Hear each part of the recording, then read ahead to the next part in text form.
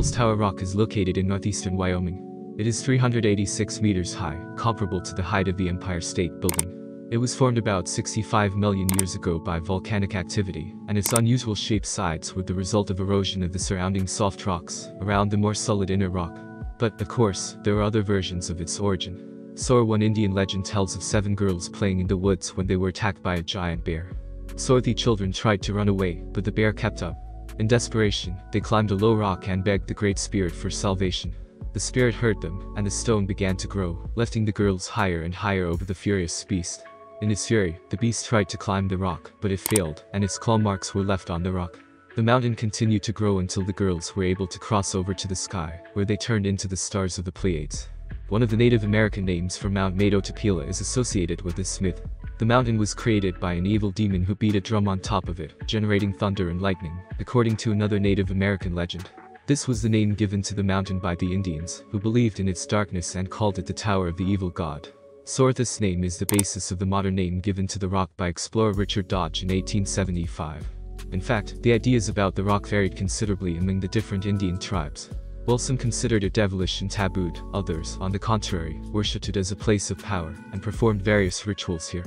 The rock not only has an unusual shape, it is also located on a plateau, standing out sharply against the background of the surrounding landscape, and having nothing similar nearby. Therefore, it is not surprising that this geological phenomenon has become a sacred place for the natives, and remains so until now, in connection with what does not cease the court disputes between the local authorities and the Indians, who are trying to limit access of tourists to the sacred mountain. In the 20th century, mystical theories about the origins of the rock were replaced by science fiction theories. Thus, according to one version, the top of the Devil's Tower is a platform for UFO landings. And there were reasons for that, as strange light phenomena were repeatedly noticed at the top of the cliff, and in its vicinity unidentified flying objects.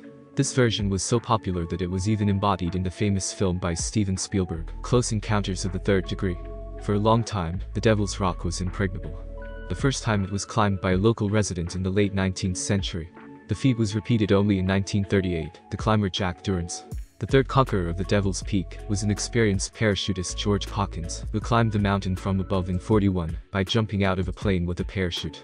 The landing was successful, but getting out of there was much more difficult. The ropes that were thrown to him from the plane so he could descend fell past or fell into disrepair from hitting the rocks.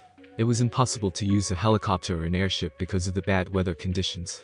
The skydiver became a prisoner of the rock. The news spread all over America.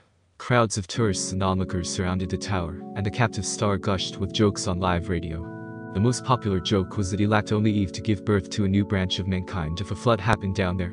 Soon dozens of planes were circling the air, dropping free food and equipment provided by manufacturer companies for promotional purposes on Hopkins.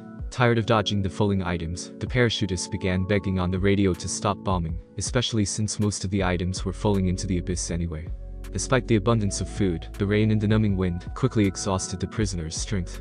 To his horror, it also turned out that the impregnable smooth granite rock was inhabited by rats, which grew more insolent each night. A specially formed committee to rescue Hopkins called an experienced climber Ernst Field and his partner Gorel from Colorado for the rescue operation. But the climbers, after an hour of visual reconnaissance and 3 hours of climbing, were forced to return and abandon further attempts.